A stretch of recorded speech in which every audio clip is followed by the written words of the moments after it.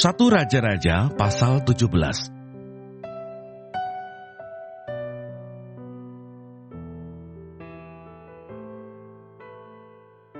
Elia di tepi sungai Kerit.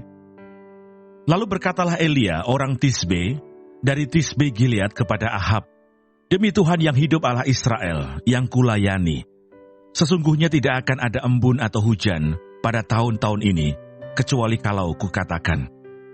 Kemudian datanglah firman Tuhan kepadanya, "Pergilah dari sini, berjalanlah ke timur, dan bersembunyilah di tepi sungai Kerit, di sebelah timur sungai Yordan. Engkau dapat minum dari sungai itu, dan burung-burung gagak telah kuperintahkan untuk memberi makan engkau di sana." Lalu ia pergi dan ia melakukan seperti firman Tuhan. Ia pergi dan diam di tepi sungai Kerit, di sebelah timur sungai Yordan. Pada waktu pagi dan petang, burung-burung gagak membawa roti dan daging kepadanya, dan ia minum dari sungai itu. Elia dan janda di Sarfat. Tetapi sesudah beberapa waktu, sungai itu menjadi kering, sebab hujan tiada turun di negeri itu. Maka datanglah firman Tuhan kepada Elia, "Bersiaplah, pergi ke Sarfat, yang termasuk wilayah Sidon, dan diamlah di sana. Ketahuilah, aku telah memerintahkan seorang janda untuk memberi engkau makan." Sesudah itu ia bersiap, lalu pergi ke Sarfat. Setelah ia sampai ke pintu gerbang kota itu, tampaklah di sana seorang janda sedang mengumpulkan kayu api. Ia berseru kepada perempuan itu, katanya, "Cobalah ambil bagiku sedikit air dalam kendi, supaya aku minum." Ketika perempuan itu pergi mengambilnya, ia berseru lagi, "Cobalah ambil juga bagiku sepotong roti." Perempuan itu menjawab, "Demi Tuhan Allahmu yang hidup, sesungguhnya tidak ada roti padaku sedikit pun, kecuali segenggam tepung dalam tempayan, dan sedikit minyak dalam buli-buli. Dan sekarang aku sedang mengumpulkan 2-3 potong kayu api. Kemudian aku mau pulang dan mengolahnya bagiku dan bagi anakku. Dan setelah kami memakannya, maka kami akan mati." Tetapi Elia berkata kepadanya, "Janganlah takut, pulanglah. Buatlah seperti yang kau katakan. Tetapi buatlah lebih dahulu bagiku sepotong roti bundar kecil daripadanya, dan bawalah kepadaku. Kemudian barulah kau buat bagimu dan bagi anakmu. Sebab beginilah firman Tuhan Allah Israel, tepung dalam tempayan itu tidak akan habis, dan minyak dalam buli-buli itu pun tidak akan berkurang, sampai pada waktu Tuhan memberi hujan ke atas muka bumi." Lalu pergilah perempuan itu dan berbuat seperti yang dikatakan Elia. Maka perempuan itu dan dia, serta anak perempuan itu, mendapat makan beberapa waktu lamanya. Tepung dalam tempayan itu tidak habis, dan minyak dalam buli-buli itu tidak berkurang, seperti firman Tuhan yang diucapkannya dengan perantaraan Elia. Sesudah itu anak dari perempuan pemilik rumah itu jatuh sakit, dan sakitnya itu sangat keras, sampai tidak ada nafasnya lagi. Kata perempuan itu kepada Elia, "Apakah maksudmu datang kemari, ya abdi Allah? Singgahkah engkau kepadaku untuk mengingatkan kesalahanku dan untuk menyebabkan anakku mati?" Kata Elia kepadanya, "Berikanlah anakmu itu kepadaku." Elia mengambilnya dari pangkuan perempuan itu dan membawanya naik ke kamarnya di atas dan membaringkan anak itu di tempat tidurnya. Sesudah itu ia berseru kepada Tuhan, katanya, "Ya Tuhan Allahku, apakah engkau menimpahkan kemalangan ini atas janda ini juga, yang menerima aku sebagai penumpang dengan membunuh anaknya?" Lalu ia mengunjurkan badannya di atas anak itu 3 kali dan berseru kepada Tuhan, katanya, "Ya Tuhan Allahku, pulangkanlah kiranya nyawa anak ini ke dalam tubuhnya." Tuhan mendengarkan permintaan Elia itu, dan nyawa anak itu pulang ke dalam tubuhnya, sehingga ia hidup kembali. Elia mengambil anak itu, ia membawanya turun dari kamar atas ke dalam rumah dan memberikannya kepada ibunya. Kata Elia, "Ini anakmu, ia sudah hidup." Kemudian kata perempuan itu kepada Elia, "Sekarang aku tahu bahwa engkau abdi Allah dan firman Tuhan yang kau ucapkan itu adalah benar."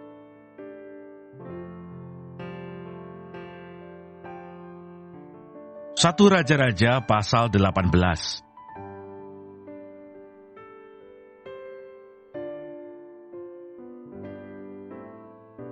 Obadja pegawai Ahab bertemu dengan Elia. Dan sesudah beberapa lama, datanglah firman Tuhan kepada Elia dalam tahun yang ketiga. Pergilah, perlihatkanlah dirimu kepada Ahab, sebab aku hendak memberi hujan ke atas muka bumi. Lalu pergilah Elia memperlihatkan diri kepada Ahab. Adapun kelaparan itu berat di Samaria. Sebab itu Ahab telah memanggil Obadja yang menjadi kepala istana. Obadja itu seorang yang sungguh-sungguh takut akan Tuhan. Karena pada waktu Isabel melenyapkan nabi-nabi Tuhan, Obadja mengambil 100 orang nabi, lalu menyembunyikan mereka 50-50 sekelompok dalam gua, dan mengurus makanan dan minuman mereka. Ahab berkata kepada Obadja, "Jelajahilah negeri ini, dan pergi ke segala mata air dan ke semua sungai. Barangkali kita menemukan rumput, sehingga kita dapat menyelamatkan kuda dan bagal, dan tidak usah kita memotong seekor pun dari hewan itu." Lalu mereka membagi-bagi tanah itu untuk menjelajahinya. Ahab pergi seorang diri ke arah yang satu, dan Obadja pergi ke arah yang lain. Sedang Obadja di tengah jalan, ia bertemu dengan Elia. Setelah mengenali dia, ia sujud serta bertanya, "Engkaukah ini, hai tuanku Elia?" Jawab Elia kepadanya, "Benar. Pergilah, katakan kepada tuanmu, Elia ada." Tetapi jawab Obadja, "Apakah dosa yang telah kuperbuat? Maka engkau hendak menyerahkan hambamu ini kepada Ahab, supaya aku dibunuhnya? Demi Tuhan Allahmu yang hidup, sesungguhnya tidak ada bangsa atau kerajaan yang tidak didatangi suruhan tuanku Ahab untuk mencari engkau. Dan apabila orang berkata, ia tidak ada, maka ia menyuruh kerajaan atau bangsa itu bersumpah bahwa engkau tidak ditemukan di sana. Dan sekarang engkau berkata, pergilah, katakan kepada tuanmu Elia ada. Mungkin terjadi apabila aku sudah pergi daripadamu, Roh Tuhan mengangkat engkau ke tempat yang tidak kuketahui. Kalau aku sampai kepada Ahab untuk memberitahukannya, dan engkau tidak didapatinya, tentulah ia akan membunuh aku. Padahal hambamu ini dari sejak kecil takut akan Tuhan.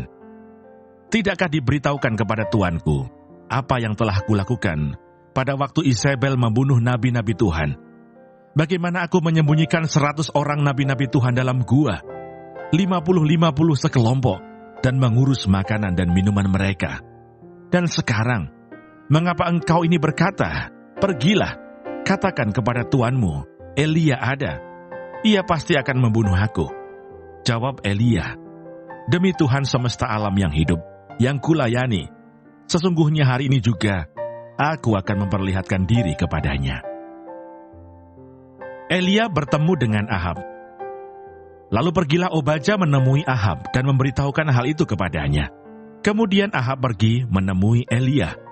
Segera sesudah Ahab melihat Elia, ia berkata kepadanya, "Engkaukah itu yang mencelakakan Israel?" Jawab Elia kepadanya, "Bukan aku yang mencelakakan Israel, melainkan engkau ini dan kaum keluargamu. Sebab kamu telah meninggalkan perintah-perintah Tuhan, dan engkau ini telah mengikuti para Baal. Sebab itu suruhlah mengumpulkan seluruh Israel ke Gunung Karmel, juga nabi-nabi Baal yang 450 orang itu, dan nabi-nabi Asyera yang 400 itu, yang mendapat makan dari meja istana Isabel." Elia di Gunung Karmel. Ahab mengirim orang ke seluruh Israel dan mengumpulkan nabi-nabi itu ke Gunung Karmel. Lalu Elia mendekati seluruh rakyat itu dan berkata, "Berapa lama lagi kamu berlaku timpang dan bercabang hati? Kalau Tuhan itu Allah, ikutilah dia, dan kalau Baal, ikutilah dia." Tetapi rakyat itu tidak menjawabnya sepatah kata pun. Lalu Elia berkata kepada rakyat itu, "Hanya aku seorang diri yang tinggal sebagai nabi Tuhan. Padahal nabi-nabi Baal itu ada 450 orang banyaknya. Namun baiklah diberikan kepada kami 2 ekor lembu jantan. Biarlah mereka memilih seekor lembu, memotong-motongnya, menaruhnya ke atas kayu api, tetapi mereka tidak boleh menaruh api. Aku pun akan mengolah lembu yang seekor lagi, meletakkannya ke atas kayu api, dan juga tidak akan menaruh api. Kemudian biarlah kamu memanggil nama Allahmu, dan aku pun akan memanggil nama Tuhan. Maka Allah yang menjawab dengan api, dialah Allah." Seluruh rakyat menyaut katanya, Baiklah demikian. Kemudian Elia berkata kepada nabi-nabi Baal itu, pilihlah seekor lembu dan olahlah itu dahulu, karena kamu ini banyak. Sesudah itu panggillah nama Allahmu, tetapi kamu tidak boleh menaruh api. Mereka mengambil lembu yang diberikan kepada mereka, mengolahnya dan memanggil nama Baal dari pagi sampai tengah hari, katanya, "Ya Baal, jawablah kami." Tetapi tidak ada suara, tidak ada yang menjawab.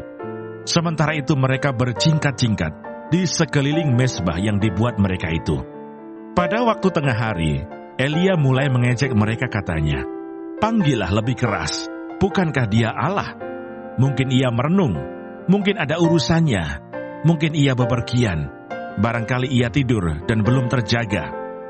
Maka mereka memanggil lebih keras, serta menoreh-noreh dirinya dengan pedang dan tombak, seperti kebiasaan mereka, sehingga darah bercucuran dari tubuh mereka. Sesudah lewat tengah hari, mereka kerasukan sampai waktu mempersembahkan korban petang, tetapi tidak ada suara, tidak ada yang menjawab, tidak ada tanda perhatian. Kata Elia kepada seluruh rakyat itu, "Datanglah dekat kepadaku." Maka mendekatlah seluruh rakyat itu kepadanya. Lalu ia memperbaiki mezbah Tuhan yang telah diruntuhkan itu. Kemudian Elia mengambil 12 batu, menurut jumlah suku keturunan Yakub. Kepada Yakub ini telah datang firman Tuhan, "Engkau akan bernama Israel." Ia mendirikan batu-batu itu menjadi mezbah demi nama Tuhan, dan membuat suatu parit sekeliling mezbah itu, yang dapat memuat 2 sukat benih. Ia menyusun kayu api, memotong lembu itu, dan menaruh potongan-potongannya di atas kayu api itu. Sesudah itu ia berkata, "Penuhilah 4 buyung dengan air, dan tuangkan ke atas korban bakaran, dan ke atas kayu api itu." Kemudian katanya, "Buatlah begitu untuk kedua kalinya." Dan mereka berbuat begitu untuk kedua kalinya. Kemudian katanya, "Buatlah begitu untuk ketiga kalinya." Dan mereka berbuat begitu untuk ketiga kalinya, sehingga air mengalir sekeliling mezbah itu. Bahkan parit itu pun penuh dengan air. Kemudian pada waktu mempersembahkan korban petang, tampillah Nabi Elia dan berkata, "Ya Tuhan Allah Abraham, Ishak dan Israel, pada hari ini biarlah diketahui orang bahwa Engkaulah Allah di tengah-tengah Israel, dan bahwa aku ini hamba-Mu, dan bahwa atas firman-Mu lah aku melakukan segala perkara ini. Jawablah aku ya Tuhan, jawablah aku, supaya bangsa ini mengetahui bahwa Engkaulah Allah ya Tuhan, dan Engkaulah yang membuat hati mereka tobat kembali." Lalu turunlah api Tuhan menyambar habis korban bakaran, kayu api, batu, dan tanah itu. Bahkan air yang dalam parit itu habis dijilatnya. Ketika seluruh rakyat melihat kejadian itu, sujudlah mereka serta berkata, "Tuhan, dialah Allah, Tuhan, dialah Allah." Kata Elia kepada mereka, "Tangkaplah nabi-nabi Baal itu, seorang pun dari mereka tidak boleh luput." Setelah ditangkap, Elia membawa mereka ke sungai Kison dan menyembelih mereka di sana. Kemudian berkatalah Elia kepada Ahab, "Pergilah, makanlah dan minumlah, sebab bunyi derau hujan sudah kedengaran." Lalu Ahab pergi untuk makan dan minum. Tetapi Elia naik ke puncak gunung Karmel, lalu ia membungkuk ke tanah dengan mukanya di antara kedua lututnya. Setelah itu ia berkata kepada bujangnya, "Naiklah ke atas, lihatlah ke arah laut." Bujang itu naik ke atas, ia melihat dan berkata, "Tidak ada apa-apa." Kata Elia, "Pergilah sekali lagi." Demikianlah sampai 7 kali.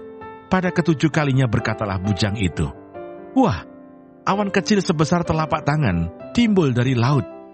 Lalu kata Elia, "Pergilah, katakan kepada Ahab, pasang keretamu dan turunlah, jangan sampai engkau terhalang oleh hujan." Maka dalam sekejap mata langit menjadi kelam oleh awan badai. Lalu turunlah hujan yang lebat. Ahab naik kereta, lalu pergi ke Yisrael. Tetapi kuasa Tuhan berlaku atas Elia.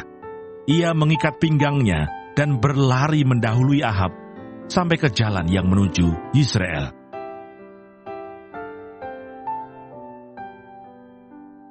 Satu Raja-Raja pasal 19.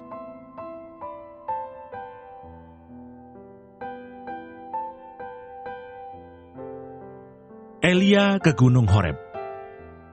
Ketika Ahab memberitahukan kepada Isabel segala yang dilakukan Elia, dan perihal Elia membunuh semua nabi itu dengan pedang, maka Isabel menyuruh seorang suruhan mengatakan kepada Elia, "Beginilah kiranya para Allah menghukum aku. Bahkan lebih lagi daripada itu, jika besok kira-kira pada waktu ini, aku tidak membuat nyawamu sama seperti nyawa salah seorang dari mereka itu, maka takutlah ia, lalu bangkit dan pergi menyelamatkan nyawanya." Dan setelah sampai ke Berseba, yang termasuk wilayah Yehuda, ia meninggalkan bujangnya di sana. Tetapi ia sendiri masuk ke padang gurun sehari perjalanan jauhnya, lalu duduk di bawah sebuah pohon arar. Kemudian ia ingin mati, katanya. "Cukuplah itu, sekarang ya Tuhan, ambillah nyawaku, sebab aku ini tidak lebih baik daripada nenek moyangku." Sesudah itu ia berbaring dan tidur di bawah pohon arar itu. Tetapi tiba-tiba seorang malaikat menyentuh dia serta berkata kepadanya, "Bangunlah, makanlah." Ketika ia melihat sekitarnya, maka pada sebelah kepalanya ada roti bakar dan sebuah kendi berisi air. Lalu ia makan dan minum, kemudian berbaring pula. Tetapi malaikat Tuhan datang untuk kedua kalinya dan menyentuh dia serta berkata, "Bangunlah, makanlah. Sebab kalau tidak, perjalananmu nanti terlalu jauh bagimu." Maka bangunlah ia, lalu makan dan minum. Dan oleh kekuatan makanan itu, ia berjalan 40 hari, 40 malam lamanya, sampai ke gunung Allah, yakni Gunung Horeb. Allah menyatakan diri di Gunung Horeb. Di sana masuklah ia ke dalam sebuah gua dan bermalam di situ. Maka firman Tuhan datang kepadanya demikian, "Apakah kerjamu di sini, hai Elia?" Jawabnya, "Aku bekerja segiat-giatnya bagi Tuhan, Allah semesta alam, karena orang Israel meninggalkan perjanjianmu, meruntuhkan mezbah-mezbahmu, dan membunuh nabi-nabimu dengan pedang. Hanya aku seorang dirilah yang masih hidup, dan mereka ingin mencabut nyawaku." Lalu firman-Nya, "Keluarlah dan berdiri di atas gunung itu di hadapan Tuhan." Maka Tuhan lalu, angin besar dan kuat yang membelah gunung-gunung dan memecahkan bukit-bukit batu, mendahului Tuhan. Tetapi tidak ada Tuhan dalam angin itu. Dan sesudah angin itu datanglah gempa. Tetapi tidak ada Tuhan dalam gempa itu. Dan sesudah gempa itu datanglah api. Tetapi tidak ada Tuhan dalam api itu. Dan sesudah api itu datanglah bunyi angin sepoi-sepoi basah. Segera sesudah Elia mendengarnya, ia menyelubungi mukanya dengan jubahnya, lalu pergi keluar dan berdiri di pintu gua itu. Maka datanglah suara kepadanya yang berbunyi, "Apakah kerjamu di sini, hai Elia?" Jawabnya, "Aku bekerja segiat-giatnya bagi Tuhan, Allah semesta alam, karena orang Israel meninggalkan perjanjianmu, meruntuhkan mezbah-mezbahmu, dan membunuh nabi-nabimu dengan pedang. Hanya aku seorang dirilah yang masih hidup, dan mereka ingin mencabut nyawaku." Firman Tuhan kepadanya, "Pergilah, kembalilah ke jalanmu melalui padang gurun ke Damsyik, dan setelah engkau sampai, engkau harus mengurapi Hazael menjadi raja atas Aram. Juga Yehu, cucu Nimsi, haruslah kau urapi menjadi raja atas Israel. Dan Elisa bin Safat dari Abel Mehola harus kau urapi menjadi nabi menggantikan engkau.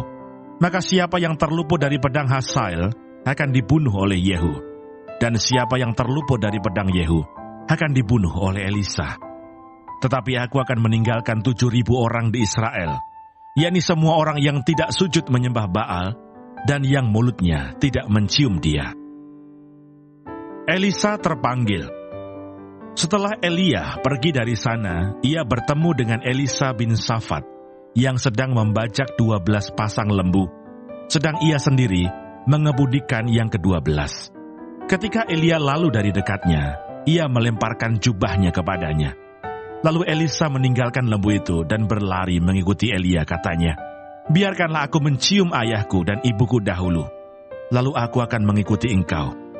Jawabnya kepadanya, "Baiklah, pulang dahulu, dan ingatlah apa yang telah kuperbuat kepadamu." Lalu berbaliklah ia daripada Elia. Ia mengambil pasangan lembu itu, menyembelihnya, dan memasak dagingnya dengan bajak lembu itu sebagai kayu api. Ia memberikan daging itu kepada orang-orangnya. Kemudian makanlah mereka. Sesudah itu, bersiaplah ia, lalu mengikuti Elia dan menjadi pelayannya.